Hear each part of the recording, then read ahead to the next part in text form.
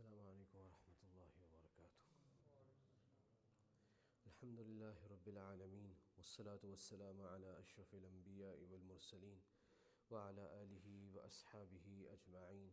أما بعد فأعوذ بالله من الشيطان الرجيم. بسم الله الرحمن الرحيم. أينما تكونوا يدرككم الموت ولو كنتم في بروج مشيدة. وقال رسول الله صلى الله عليه وسلم: اللهم إني أعوذ بك من عذاب القبر ومن عذاب النار ومن عذاب القبر ومن فتنة المحيا والممات ومن فتنة المسيح الدجال، أو كما قال عليه الصلاة والسلام. رواه البخاري. صدق الله العظيم وصدق رسوله النبي الكريم، ونحن على ذلك من الشاهدين والشاكرين، والحمد لله رب العالمين. سبحانك لا علم لنا إلا ما علمتنا إنك أنت العليم الحكيم. رب اشرح لي صدري ويسر لي أمري واحلل عقدة من لساني يفقه قولي. رب زدني علما. Respected elders and brothers, indeed it's a huge blessing of Allah subhanahu wa ta'ala that He made us human beings the best of all the creations. Allah could have made us from the insects on this earth, from the birds in the sky, from the fishes in the oceans. We could not have objected to Allah, but without asking, without filing a request, Allah made us in the best of all the forms and shapes. For this we should be thankful to Allah subhanahu wa ta'ala. Another great blessing of Allah, He made us Muslims, gave us this kalima la ilaha illallah Muhammadur Rasulullah in the lap of our mothers, without any sacrifice and without any request. Another great blessing of Allah subhanahu wa ta'ala, He made us in the ummah of Rasulullah sallallahu alayhi wa sallam, the last nation to come on the face of this earth, but the first nation to enter Jannah on the Day of Judgment. For this also we should be thankful to Allah subhanahu wa ta'ala.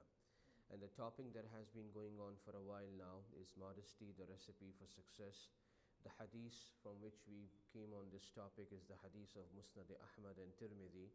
Abdullah ibn Masud radiyallahu anhu narrates that Rasulullah sallallahu alayhi wa sallam was sitting in a majlis of Sahaba radiyallahu anhum, and He addressed them by saying, Istahyu min Allahi haqqa al-haya. Be modest with Allah subhanahu wa ta'ala, as is the right of being modest with Allah. Sahaba radiyallahu anhum replied, Ya Nabi Allah, inna lanastahyi walhamdulillah. O Rasulullah sallallahu alayhi wa sallam, we are modest with Allah, and we thank Allah subhanahu wa ta'ala for allowing us to do so. Rasulullah sallallahu alayhi wa sallam replied, Walaysa zalik, this is not what I mean. وَلَكِنَّ الْإِسْتِحْيَاءَ مِنَ اللَّهِ حَقَّ الْحَيَاءِ. But rather being modest with Allah and fulfilling the right of modesty is أَن تَحْفَظَ الرَّأْسَ وَمَا وَعَى, that a person protects his head and whatever it contains.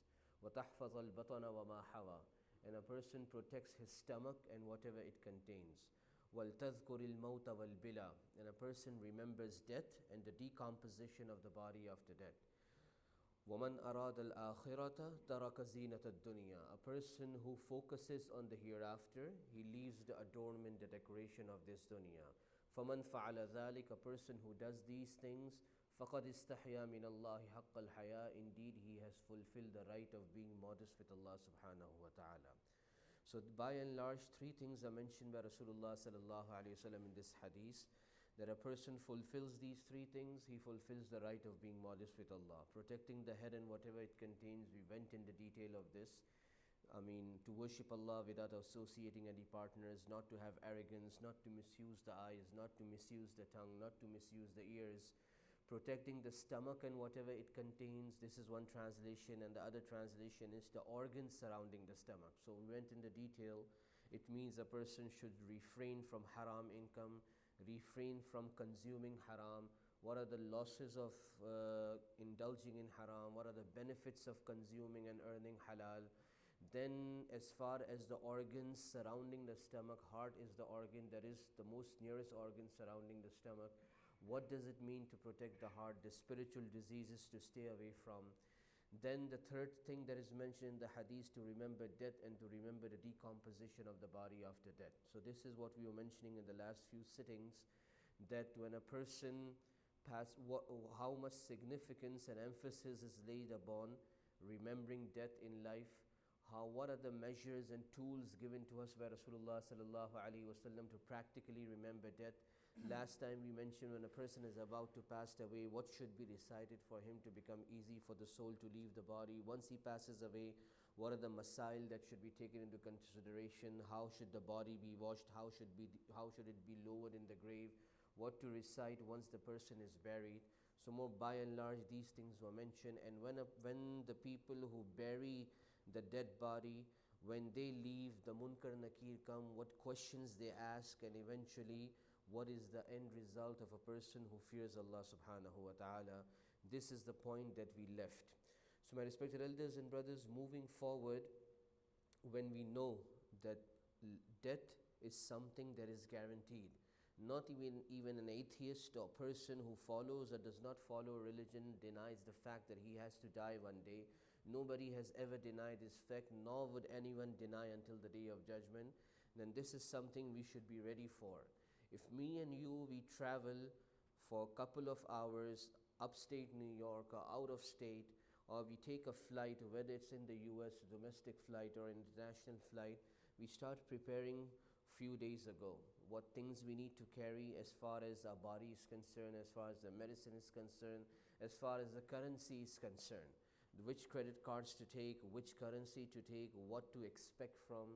And this traveling is for what? Maybe an hour or so, a few hours, 12 hours, few days, maybe a couple of months, then it's going to end. Eventually we are supposed to reach our destination unless something happens. Okay? So when we know that death is imminent and our destination is the grave, and then eventually the day of judgment, and then eventually either Jannat or Jahannam, the paradise or the hellfire, so it is easily understood. Though a person does not follow any religion also, but intellectually speaking, as far as aql is concerned, intellect is concerned, it's easily understood that if I have to go into another life, how much preparation has to be done. The life in that world is forever and forever, is never going to end. If I am preparing so much for a short time of travel, for a few days that I have to leave my house and then return back. So this gives us an idea how much preparation is required. The famous hadith of Rasulullah sallallahu alaihi wasallam, the hadith of Bukhari, we hear it again and again. When a person dies, three things go to him towards his grave. His family members go, his wealth goes, and his actions, his a'mals go, whether good or bad. And two things return back. One thing remains with him in the grave. The family members bury him and they return back. No matter how much somebody loves you, one day, 2 days, he might visit you constantly for a few days on the grave, that eventually, everybody has to leave. Second, wealth, it does not go in the grave. In olden days, people used to bury the wealth of the kings in the grave. Today we read in the books of history. But the wealth doesn't stay, it comes back. The only thing that stays with us is my good deeds and my bad deeds. If I was good in this life, it would be a source of my relief in the grave. And if my actions were evil in this world, it would be a source of punishment for me in the grave. There won't be anyone to help me. Okay? So this is the case. It's only the a'mal that accompany us, nothing else. Umar bin Abdul Aziz rahmatullah alayhi had many sons. Luqiba bi Umar al-Thani, he was given the title of the second Umar. Though he was a while away from Umar bin Khattab radiyallahu anhu, got the title of Umar al-Khalifat al-Khamis, the fifth Khalifa, though he wasn't the fifth Khalifa. But the adl and the justice that was there in his time was so much that people called him as if the fifth righteous Khalifa from among the Khulafa al-Rashideen. The day he ascended the Khilafah and the day he passed away, people in far away lands came to know that something has happened in the Darul Khilafah. Two shepherds were conversing with one another, and one shepherd said to the other shepherd that it seems that we have received a pious king. It seems that a Khalifa that has ascended the throne or has become the Khalifa is a pious person. The other shepherd asked, why? Why do you think, why does it bother you? We are shepherds at the end of the day. No matter who the Khalifa is, it won't benefit us. We are poor people, we are shepherds. So once the other shepherd said, no, last night, the herd of sheep or the goat that I had, a wolf came. It almost came near, and the wolf usually plucks a sheep and goes away. It came and it did not touch anything and just walked past away. this could not happen except something good has taken place on this earth. And after a few days, it was found out that exactly in those days, Umar bin Abdul Aziz rahmatullah alayhi became the Khalifa. Another narration is the day he passed away, there was a shepherd in the faraway distant land, and a wolf came and attacked his sheep. So then he said to himself, it seems that Umar bin Abdul Aziz has passed away. After a few days, it was found out that exactly on that day, Umar bin Abdul Aziz rahmatullah alayhi has passed away. The day he took the Khilafah, the burial of the previous Khalifa was done. He returned in the morning to the masjid, Jami Masjid of the capital city, gave a long khutbah. Just to mention a few details regarding him, gave a long khutbah, and then it was time, almost Zohar time. In the books of history, it is mentioned he returned back and he just put his back down until Zohar Salah. Let me rest a little bit. Then again, the burden of Khilafah was not easy. He was about to lie down. His son knocked on the door, took permission. How old was the son? 17, 18 years old, below 20 as far as I recall. He knocked on the door and he said, "Oh, Amir al-Mu'mineen, what are you doing?" Now he was the father, but now he became the Amir al-Mu'mineen. So, "Oh, Commander-in-Chief of the believers, what are you doing?" He said, "I'm just it's tired. I'm tired. Last night the Khalifa passed away. We were busy with the burial in the morning, and then I went to the masjid and gave the khutbah, the speech. So I just want to rest a little bit. So, and then inshallah I'll wake up." So the reply of the son was, "What guarantee you have?" Now, the reply of the son was that so many people are oppressed, so many people need you, and you are resting here. He said, "Oh son, I'm tired. I'm not resting forever. It's just an hour or half an hour, and I'll get up and I'll take care of the affairs of the state." So the son said that, "Oh father, what guarantee you have that you will wake up from your sleep? What guarantee you have that you will wake up from your sleep?" So the narration that is mentioned in the books of history, it says Umar bin Abdul Aziz said to himself that a shiver instantly went into my spine. जैसे आदमी एकदम से कांप उठता है. A shiver went into my spine, and I woke and I sat up, and I called my son and I hugged him and I kissed him on his forehead, and I thanked Allah subhanahu wa ta'ala that, "Oh Allah, you have given me such a pious progeny." It says, as the saying goes in English, like father, like son. The way I am from inside, the effect would be on my future generation. If I want my future generation to become pious, but from inside I don't want to be pious, this would not be the case. So just came as an interruption. The incident that I wanted to mention was that Umar bin Abdul Aziz rahmatullah alayhi, on his deathbed, sons were called. He gave the wasiyah to do good after him and everything. Someone came to him, a very close associate, and said, "Oh, Umar bin Abdul Aziz rahmatullah alayhi, you have not left anything for the sons. You didn't give them any governorship. You didn't give them any seat in the Khilafah. You didn't grant them any status or business. What are they going to do after your death? You haven't left a treasure also after you." So the reply of Umar bin Abdul Aziz rahmatullah alayhi was that, "I have given deen to my sons. If they act upon the deen, Allah will take care of them. If they don't act upon the deen, then nothing can help them in this world, neither my wealth or anything else."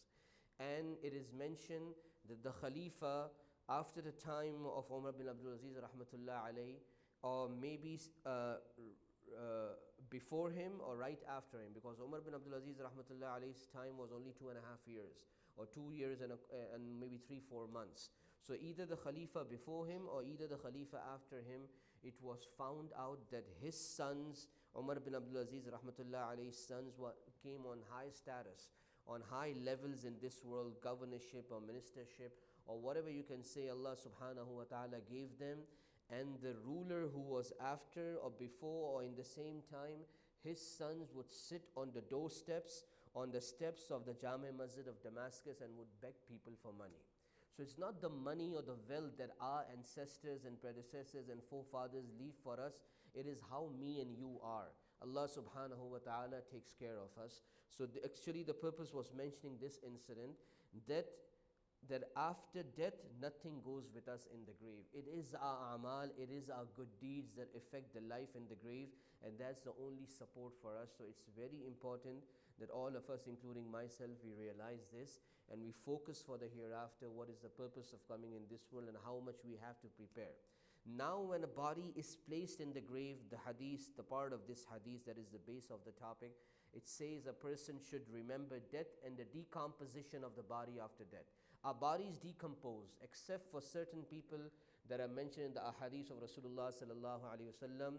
The earth cannot touch their bodies, otherwise the body decomposes. Inshallah, I'll do the translation in English, Urdu, and then we'll continue. Muhtaram buzurg aur dosto, काफ़ी अरसे से ये मौजू चल रहा है कि हया उसकी क्या हैसियत है इस्लाम में।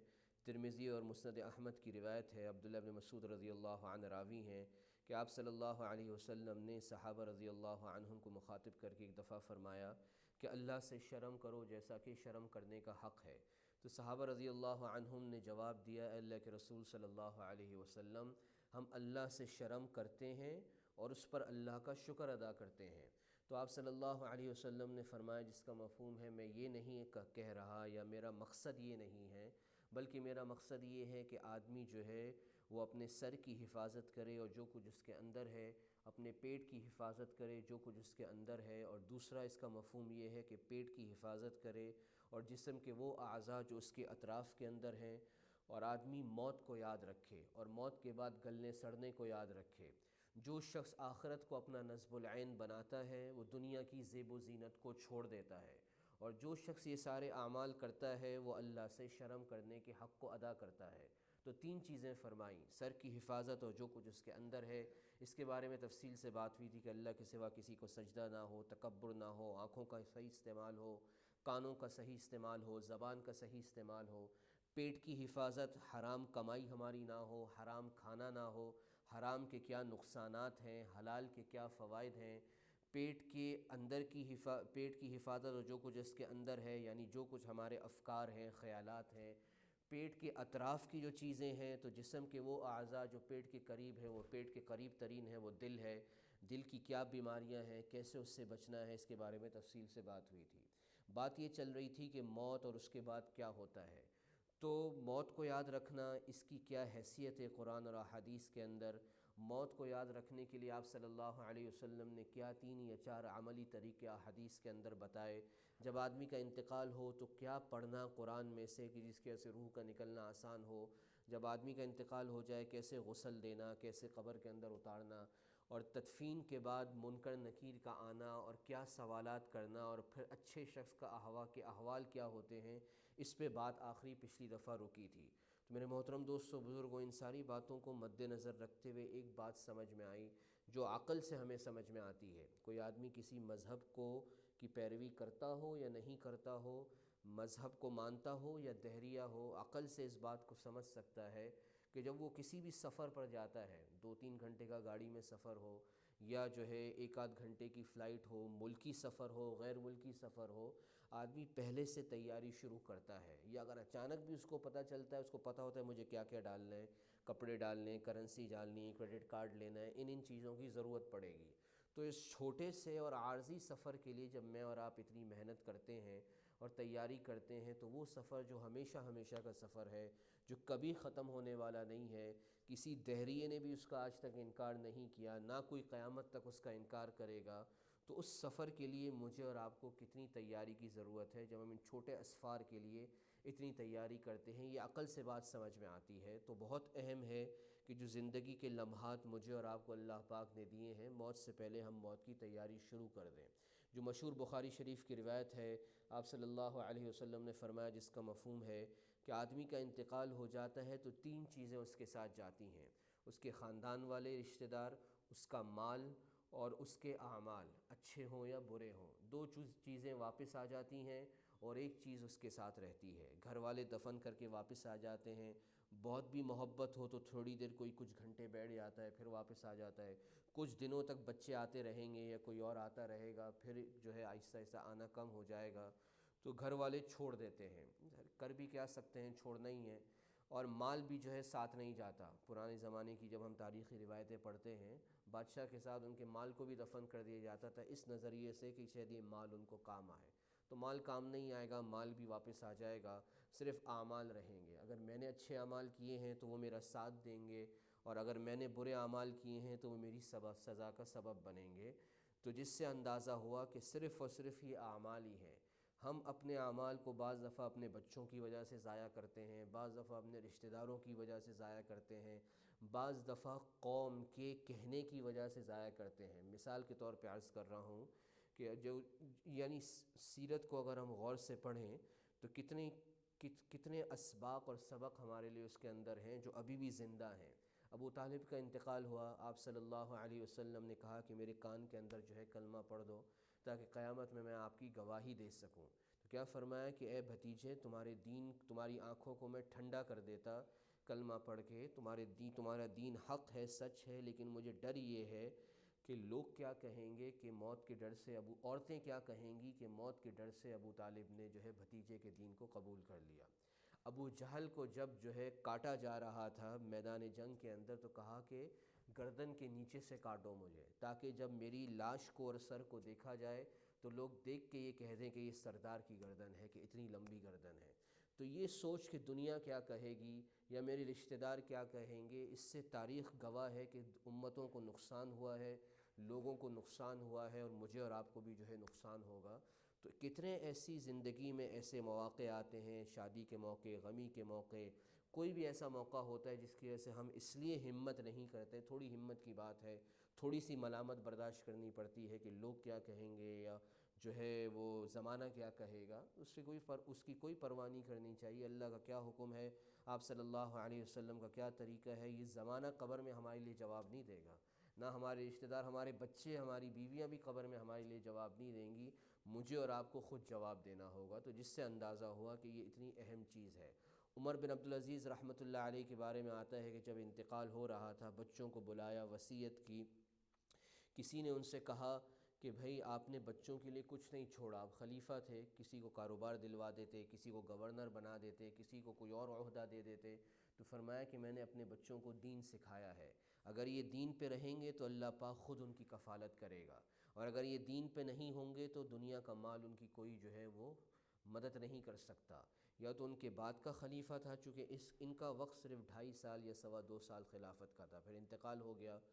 جو ہے ان کے بعد کے خلیفہ یا غالباً ان سے پہلے کا خلیفہ یا اسی وقت کی بات ہے کہ بعد میں لوگوں نے دیکھا کہ ان کے بچوں کو اللہ پاک نے جو ہے بڑے بڑے عہدوں پر، یعنی ان کی زندگی کو اللہ پاک نے بہت آسان بنا دیا، روزی کا مسئلہ ان کا بہت آسان کر دیا، اور جو خلیفہ تھا اس کے بچے جو ہے وہ مسجد کی سیڑھیوں پہ بیٹھ کے بھیک مانگتے تھے۔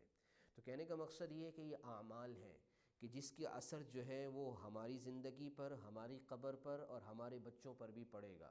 وہی عمر بن عبدالعزیز جن کو عمر الثانی کہا جاتا تھا کہ یہ دوسرے عمر بن خطاب رضی اللہ عنہ ہیں، اگرچہ خلافت راشدہ اس کے بعد کئی سالوں کے بعد آپ کی خلافت آئی، لیکن پھر بھی کہا جاتا تھا گویا کہ یہ 5ویں خلیفہ ہیں، اور چوتھے خلیفہ کے بعد گویا ان کا نمبر ہے، حالانکہ حقیقت ایسی نہیں ہے، لیکن اتنا عدل اور انصاف تھا۔ جس دن جو ہے خلافت ملی، دور دراز جو ہے جو چرواہے جو ہے آپس میں باتیں کر رہے تھے، ایک چرواہے نے دوسرے سے کہا لگتا ہے کوئی نیک بادشاہ آ گیا ہے، دوسرے نے کہا ہمارا کیا اس میں فرق پڑے گا، ہم غریب ہیں، غریبی رہیں گے، ہم چرواہے ہیں۔ تو کہا کہ نہیں، رات کو جو ہے میرے ریوڑ کے پاس جو ہے بھیڑیا آیا، آ کے بغیر کسی جو ہے مویشی کو لیے بغیر وہ چلا گیا، یہ اس بات کی دلیل ہے کہ کوئی نیک آدمی خلیفہ بنا ہے۔ اسی طریقے سے دوسری روایت کے اندر آتا ہے، تاریخی روایت میں، کہ جو ہے وہ چرواہا جا رہا تھا، بھیڑیا آیا اور بکری کو لے گیا، تو اس نے دل میں کہا کہ لگتا ہے کہ عمر بن عبدالعزیز رحمۃ اللہ علیہ کا انتقال ہو گیا۔ بعد میں جب حساب لگایا گیا تو اسی دن عمر بن عبدالعزیز رحمۃ اللہ علیہ کا انتقال ہوا تھا۔ خلافت، رات کو خلیفہ کا انتقال ہوا، تجہیز و تکفین سے فارغ ہوئے، صبح آ کے مسجد میں خطبہ دیا، اور پھر ظہر سے پہلے تھوڑی دیر آرام کے لیے لیٹے، کہ ظاہر خلافت کا بوجھ جب آیا ہے تو بیٹے نے دروازہ کھٹکھٹایا کہ اے امیر المؤمنین، اے والد صاحب، جو ہے اجازت ہے، اجازت ہے، آپ کیا کر رہے ہیں؟ میں تھوڑا آرام کر رہا ہوں۔ تو اتنے لوگ مظلوم ہیں، ان کے ظلم کا کون جو ہے وہ حساب کرے گا؟ تو کہا بیٹا میں کوئی ہمیشہ کے لیے نہیں سو رہا، میں تو تھوڑی دیر آرام کر رہا ہوں، رات سے تھکن ہے، نیند پوری نہیں ہوئی، جیسے عموماً جنازوں کے اندر گھر میں جنازہ ہو جائے تو ہوتا ہے، اب ان کو تو خلیفہ بنا دیا گیا تھا۔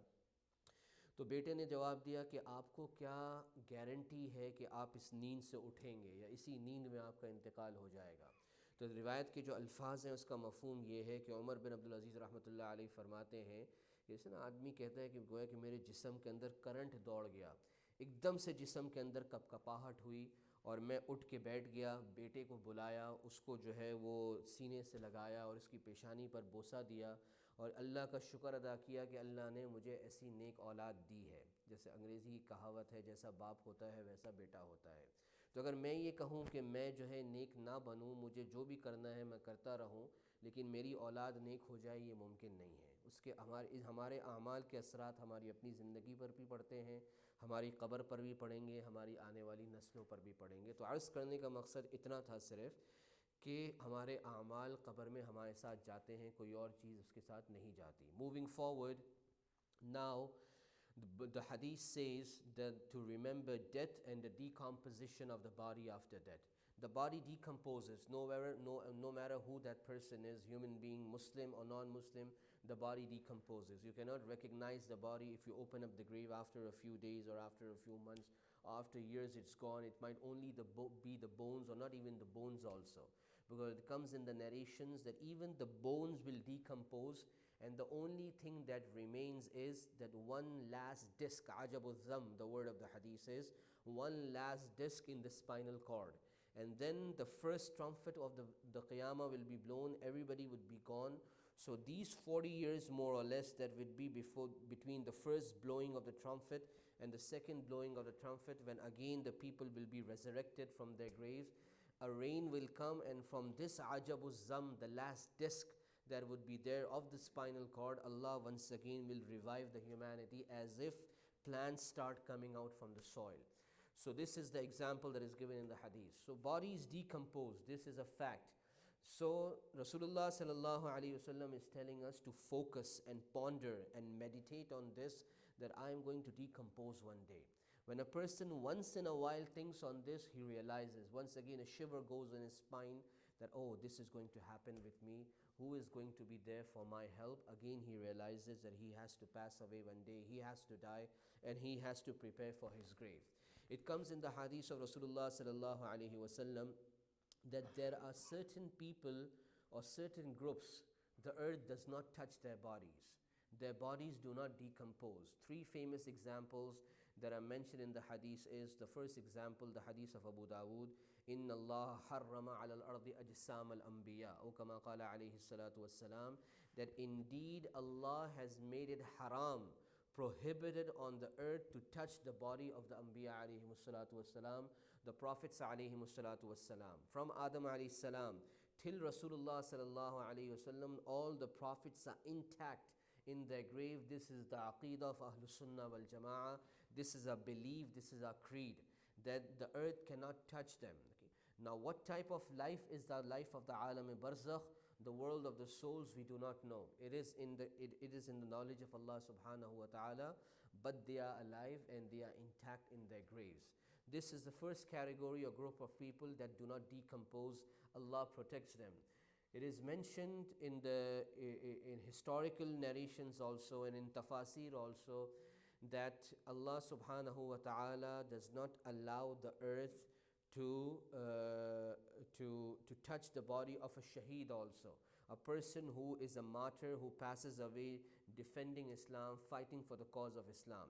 Imam Alusi rahimahullah, a great mufassir, in his monumental tafsir Ruhul Ma'ani has mentioned there is no standard. He says sometimes if you open up the grave of the shuhada, they might be intact, and sometimes you open up the graves of the shuhada, they might not be intact also, the body might have decomposed also.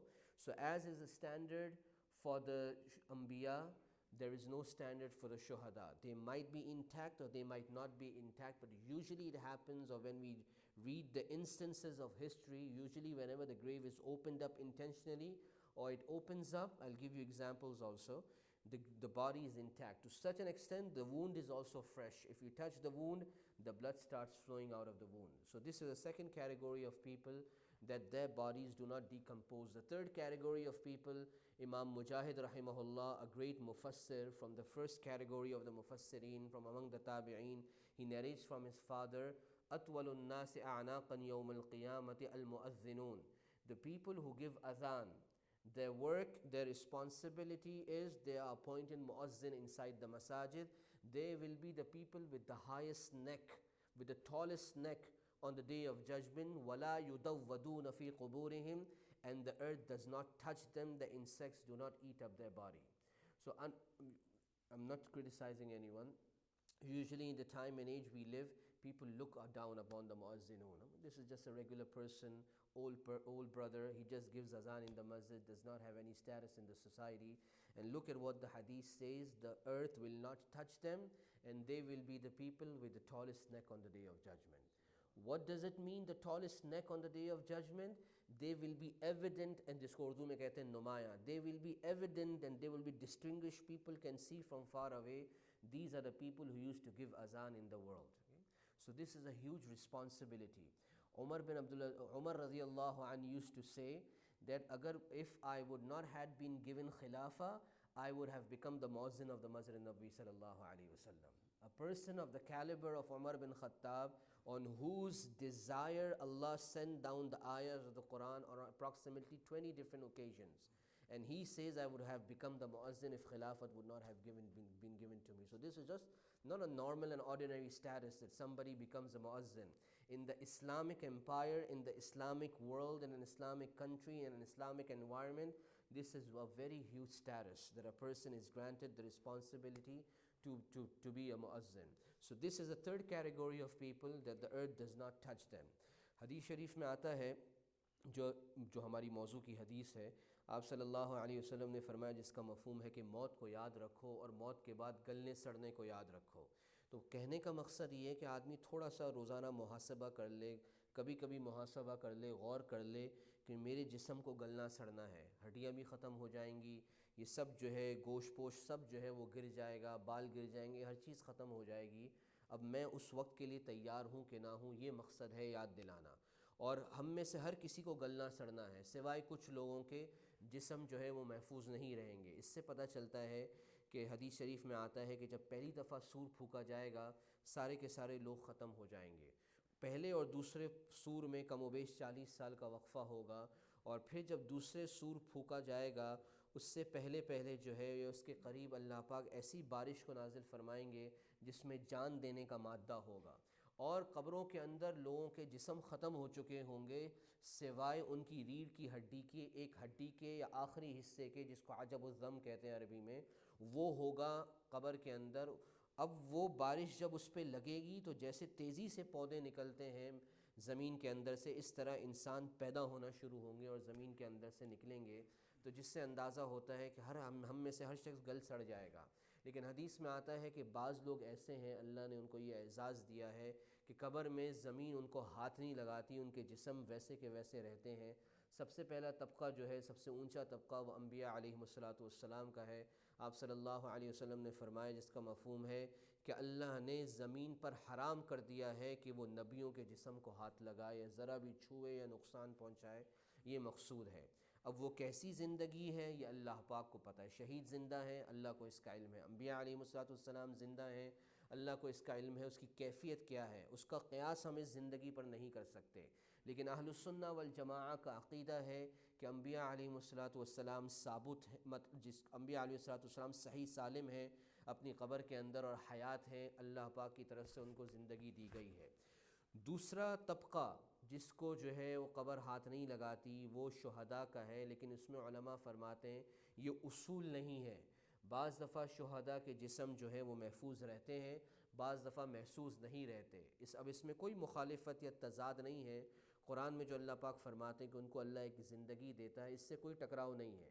وہ زندگی اللہ, جیسے عرض کیا کہ وہ اللہ کے علم میں ہے کہ وہ کیسی زندگی ہے, وہ جنت کے اندر ہے, جسم ہو کہ نہ ہو وہ زندگی ہے. تو بعض دفعہ جسم محفوظ ہوتا ہے, بعض دفعہ نہیں ہوتا. امام آلوسی رحمہ اللہ نے اس بات کو اپنی تفسیر میں ذکر کیا. تیسرا طبقہ کہ جس کے جسم کو اللہ پاک محفوظ رکھتے ہیں, مجاہد رحمۃ اللہ علیہ کی روایت ہے, مشہور مفسرین میں سے ہیں, کہ ایک مؤذن جو دنیا میں اذان دیتے تھے مساجد کے اندر, مصلوں کے اندر, ان کی گردنیں سب سے اونچی ہوں گی قیامت کے دن. قیامت کے دن سب سے لمبی گردن والے ہوں گے, اور ان کو کیڑے جو ہے وہ قبر کے اندر نہیں چھوئیں گے. سب سے لمبی گردن والا ہونے کا مطلب یہ ہے کہ نمایاں, کوئی آدمی لمبا ہوتا ہے تو مجمع میں سے نمایاں نظر آتا ہے, دور سے پہچان لیا جاتا ہے یہ فلاں شخص کھڑا ہے. تو اسی طریقے سے ان کو دور سے لوگ, لاکھوں کروڑوں لوگ پہچانیں گے کہ یہ وہ لوگ ہیں جو دنیا میں اذان دیا کرتے تھے۔ صرف عرض کر رہا ہوں احوال کے اعتبار سے، کسی کو بولنا مقصود نہیں ہے۔ ہم جس معاشرے کے اندر رہتے ہیں اتنی عزت مؤذن کو نہیں دی جاتی، چاہے ہمارے ملک میں ہو چاہے اس ملک میں ہو، کہیں بھی ہو، ایک عام سی حیثیت سے جو ہے اس کو دیکھا جاتا ہے۔ حالانکہ اسلامی معاشرے کے اندر ایک مؤذن کی بڑی حیثیت ہے۔ عمر بن خطاب رضی اللہ عنہ جن کی چاہت پر اور جو ہے کہ آپ صلی اللہ علیہ وسلم سے اپنی رائے عرض کرنے پر جو ہے اللہ پاک نے کم و بیش 20 مقامات پر جو ہے وہ آیتوں کا نزول فرمایا۔ وہ فرماتے تھے کہ اگر مجھے خلافت کا بار نہیں دیا جاتا تو میں مسجد نبوی کا مؤذن بن جاتا۔ تو مؤذن بننا کوئی عام بات نہیں ہے، کس کو اللہ پاک جس کو یہ نعمت دے اس کی بڑی خوش نصیبی ہے، تو اس کو عام نہیں سمجھنا چاہیے، ان کا ایک مقام ہے اس معاشرے کے اندر۔ تو یہ 3 طبقے ہیں جن کے بارے میں روایتوں میں آتا ہے کہ جن کے جسم کو نہیں چھوا جاتا۔ عبداللہ بن عمر رحمہ اللہ کی مشہور روایت ہے سورہ بروج کی، جو ہم تفسیر سنتے ہیں 30ویں سپارے کی، ترمذی شریف کی روایت ہے۔ عمر بن خطاب رضی اللہ عنہ کے زمانے خلافت میں ان کی قبر کھل گئی، تو اس وقت کے عامل نے، گورنر نے خط لکھا کہ عبداللہ بن عمر کی قبر جو ہے وہ کھل گئی۔ نوجوان لڑکے تھے اور اسی زمانے میں انتقال ہوا تھا۔ 1-2 منٹ میں عرض کر دیتا ہوں، آپ حضرات نے سنا ہوا ہوگا واقعہ کہ ایک بادشاہ تھا، اس کے پاس ایک کاہن تھا، ساحر تھا، جادوگر تھا۔ وہ جو ہے مرنے لگا، بوڑھا ہو گیا، کہا کہ مجھے کوئی نوجوان دو تاکہ میں اپنا علم ٹرانسفر کروں۔ بادشاہ نے اس کو تیار کیا، بچے کو بھیجا۔ راستے میں راہب ہوتا تھا، وہ راہب کے پاس بھی عیسائیت سیکھتا تھا، کاہن کے پاس بھی جو ہے وہ جادوگری سیکھتا تھا۔ پھر ایک دن سوچا کہ میں اس کو ٹیسٹ کروں کہ کون حق کے اوپر ہے۔ راستے میں بہت بڑا جانور آ گیا، ساری ٹریفک رک گئی، تو اس نے دعا کی اللہ پاک سے کہ یا اللہ اگر کاہن کا دین سچ ہے تو یہ جو پتھر میں جانور کو مار رہا ہوں اس کو کوئی اثر نہ ہو، اور اگر راہب کا دین سچ ہے تو اس پتھر کے ذریعے سے جو ہے تو اس جانور کو نقصان دے یا اس کو ہٹا دے یا اس کو مار دے۔ یہ کہہ کر اس نے پتھر مارا، وہ جانور جو ہے وہ ہٹ گیا، روایتوں میں آتا ہے، یا اس مر گیا، میرے ذہن میں اس وقت صحیح نہیں ہے۔ تو کسی وجہ سے فائدہ ہو گیا اور لوگوں کی ٹریفک جو ہے واپس شروع ہو گئی۔ اب اس کو پتہ چل گیا کہ راہب کا دین جو ہے وہ سچ ہے۔ بادشاہ کو پتہ چلا، اس کو سزا دی، پہلے پہاڑ سے نیچے پھینکنے کے لیے بھیجا، جن لوگوں کو بھیجا ان کو دھکا لگ گیا لیکن وہ واپس آ گیا۔ پھر کشتی کے اندر ڈبونے کے لیے بھیجا، جن لوگوں کو بھیجا وہ ڈوب گئے لیکن عبداللہ بن عمر جو ہے وہ واپس آ گئے۔ پھر خود کہا کہ اگر تمہیں مجھے مارنا ہے تو ایک تیر لو، اور تیر چھوڑتے وقت یہ کہو کہ بِاسْمِ رب الغلام، کہ اس بچے کے رب کے نام کے ساتھ میں اس تیر کو چھوڑتا ہوں، یعنی بسم اللہ کہو تو پھر میں مر جاؤں گا۔ تم مجھے مارنا ہی چاہتے ہو مار دو، لیکن پورے شہر کو جمع کر لو۔ پورے شہر کو جمع کیا، اونچی جگہ پہ اس کو باندھا، بِاسْمِ رب الغلام کہہ کے تیر کو چھوڑا، ان کا انتقال ہو گیا۔ یک لخت ہزاروں لوگ جو ہیں وہ اسلام کے اندر داخل ہو گئے۔ بادشاہ کو غصہ آیا، خندقیں کھدوائیں، اس میں آگ جلوائی، اور جو بھی یہ کہتا تھا کہ میں دین کو چھوڑنے کے لیے تیار نہیں ہوں، یعنی اسلام سے ہٹنے کے لیے تیار نہیں ہوں، اس کو اس دہکتی ہوئی آگ کے اندر پھینک دیا جاتا تھا۔ ایک ماں تھی جس کا شیرخوار بچہ تھا، روایتوں میں آتا ہے، تو وہ تھوڑی سی متردد تھی چھلانگ لگانے میں، تو بچے کو اللہ پاک نے زبان دی کہ اے ماں تو حق پر ہے، تو کیوں جو ہے گھبرا رہی ہے، اور جو ہے وہ بچے سمیت ماں جو ہے وہ آگ کے اندر چلی گئی۔ پھر اس کو جو ہے شکست ہوئی کہ جو ہے کسی طرف سے جو ہے وہ فوج اٹھی اور اس کو شکست دے دی، اور وہ سمندر کے راستے گیا اور ڈوب گیا، اس کا بھی انجام اچھا نہیں ہوا۔ تو یہ عبداللہ بن عمر تھے۔ عمر رضی اللہ عنہ کے زمانے خلافت میں ان کی قبر کھلی تو کن پٹی پر ہاتھ تھا، جیسے روایتوں میں آتا ہے کہ یوں انتقال ہوا تھا، یہاں سے خون نکل رہا تھا، تیر لگا تھا، تو ویسے ہی کن پٹی پر ہاتھ تھا، ترمذی شریف کی روایت ہے، اور جب ہاتھ ہٹانے کی کوشش کی گئی تو خون دوبارہ نکلنا شروع ہو گیا۔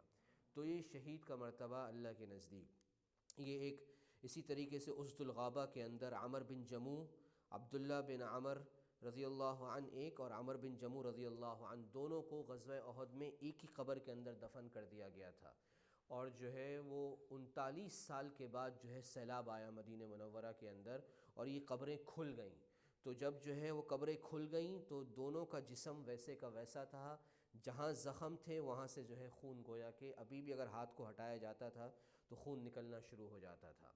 عبداللہ بن جابر رضی اللہ عنہ خود فرماتے ہیں کہ میرے والد جابر رضی اللہ عنہ کا انتقال ہوا، 6 مہینے کے بعد مجھے قبر کو منتقل کرنے کی ضرورت پیش آئی، کسی وجہ سے قبر دب گئی ہوگی، تو میں نے جب قبر کو کھولا تو ان کا جسم ویسے کا ویسا تھا جیسا کہ ان کا انتقال ہوا تھا۔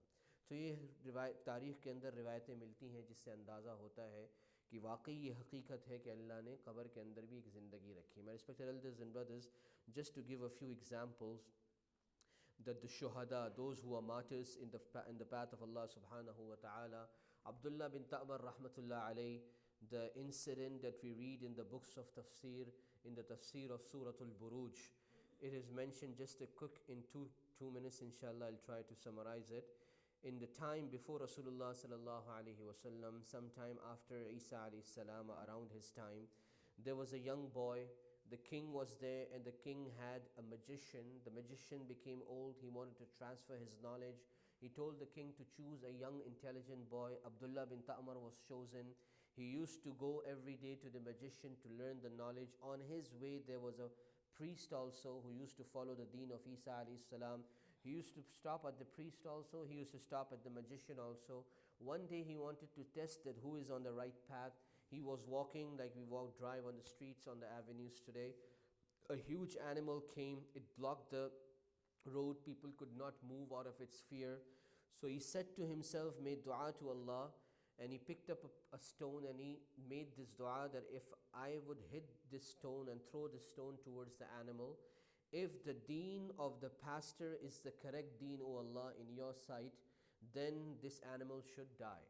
And if the deen of the pastor, in other words, the deen of the kahin, the magician, is wrong, then this stone should not affect the animal a bit also. Eventually he made this dua, he threw the stone, the animal either moved away or either he died. So eventually people were able to move forward, the traffic flow started. So now he came to know that whatever the priest and the pastor is teaching me is the right religion, whatever the magician is teaching me is the evil religion, is the evil path. One day eventually this was exposed. It's a long story. So the king called him and wanted to kill him because he didn't want his impact over the entire population.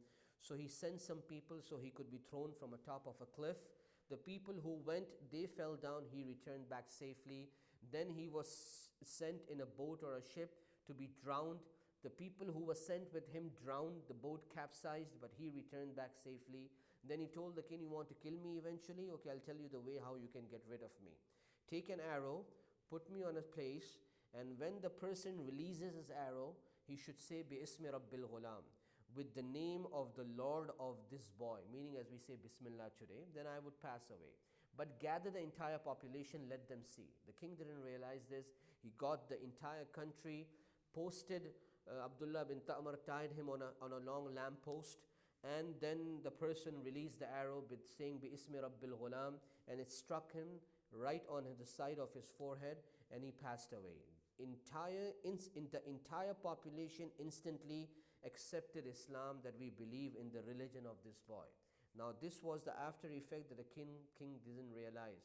So now, as a retaliation to punish these people, he ordered the trenches to be dug, and fire was lit in the trenches, and whoever would not leave Islam was thrown in the trenches. The riwayah comes in the books of tafsir. There was a woman, a mother with an infant child in her lap, in her hands. She was a little reluctant and hesitant to climb in the trench. Allah gave power to the boy, to the child, boy or girl, to speak, and the child spoke that, "O mother," these are one of the three children in the history of humanity that Allah gave them the tongue and they spoke. One is in this case, one is in the case of Sayyidina Yusuf alayhi salam, then the incident took place, and one is in the case of Jurayj. That is another incident in the ummahs before Rasulullah sallallahu alayhi wasallam. So the boy spoke that, "Oh mother, why are you afraid? You are on the right path, on the right track." Eventually the mother also climbed and went inside the trench. Eventually the king, somebody attacked him, took the revenge, he ran and he was drowned. So this Abdullah bin Ta'mar, the narration of Tirmidhi, in the time of Umar bin Khattab radiallahu anh, his grave opened up for some reason, flood or whatever you can say. So the governor wrote to Umar bin Khattab radiallahu anh that when we move his hand, the blood flows out as if he has passed away yesterday. Umar bin Khattab said, "Do not tell anyone, just close the grave and wrap it up, don't spread this news, otherwise people will start coming here." So in other words, Allah keeps the graves of the shuhada, or these categories that are mentioned in the hadith, intact. Amr bin Jamuh radiallahu an and Abdullah bin Amr radiallahu an, both were buried in the same grave, at the end of the Battle of Uhud, the martyrs of the Battle of Uhud. 39 years passed away, a flood came in Medina, the grave opened up. Imam Jazri rahmatullah alayhi mentions this in Uzdul Ghaba. Uzdul Ghaba is a very famous book regarding the seerah of the Sahaba radiallahu anhum. So the grave opened up and the wounds were fresh. The blood as if it was flowing out right now. They had just passed away in the morning or the previous day. Again they were put and the grave was closed. And likewise it is mentioned, Abdullah bin Jabir radiallahu anhu himself mentioned that I buried my father in the Battle of Uhud. After 6 months I had to open up the grave for some reason. I wanted to relocate the grave. When I opened up the grave, the wounds of my father were still fresh as if he has just passed away. So these are examples in history that make us realize that there is a life in this world. I'll wrap it up in a few minutes. Sometimes people have this question that if a person is cut into pieces, how is he going to get the pain or the suffering or the good times of the qabr? Now he's in pieces and he's blown away. Or maybe somebody's burnt into ashes and his ashes are flown. People sometimes unfortunately write this wasiyah, okay, those who don't believe in Allah, that burn my ashes, burn my body and then put the ashes in so and so different places. So Allah is capable of calling upon the ashes and all the pieces and bringing them together and giving them life again. So whether we are burnt or whether we are cut into pieces or whether we are drowned, doesn't make any difference. Allah is capable of bringing us back together. Now how would they feel if the grave is not there? They are still lying there wherever they are until the day of judgment. Where would be the punishment of the grave? It will be there, but Allah knows best how it would be. Okay? It is mentioned in the books when a person is sleeping, someone dreams good and someone dreams something bad, and you are watching him. Two people are lying for example in the masjid. One is seeing a good dream and the other is seeing a bad dream. You cannot feel it while they are sleeping, that who is seeing a good dream and who is seeing a bad dream, unless they wake up. A person who is seeing a bad or a frightening dream, he wakes up and he is, for example, his breath is like this and he is sweating or stuff like this, you would realize afterwards. So likewise, even if we open up the grave, whatever is happening with that body, we would not realize, we're not able to comprehend. It is a totally different world. Imam Nawawi rahimahullah also mentions this. So there is life in the grave. Rasulullah sallallahu alayhi wasallam, the famous hadith, he used to say, remember death and remember the grave. The grave announces on daily basis, I am a house of loneliness, I am a house of insects, and I am a very tight house except for the person whom Allah has mercy upon, that the grave expands to as far as he can see. We mentioned last time that when a person is destined for Jannah, in one narration it comes, the floor of Jannah is laid down for him. He is made to wear the clothes of Jannah. The window from Jannah is opened up for him. In another narration, the grave opens up 70 feet. In another narration, a grave opens up as far as he can see. So this is the life in the grave that we cannot comprehend, but it is going to happen. ये वाक़यात अर्ज़ करने के बाद जो आखिरी बात अर्ज़ की वो ये है कि आखिरत की एक ज़िंदगी है जो मेरे और आपसे ओझल है, उसका हम अंदाज़ा नहीं लगा सकते.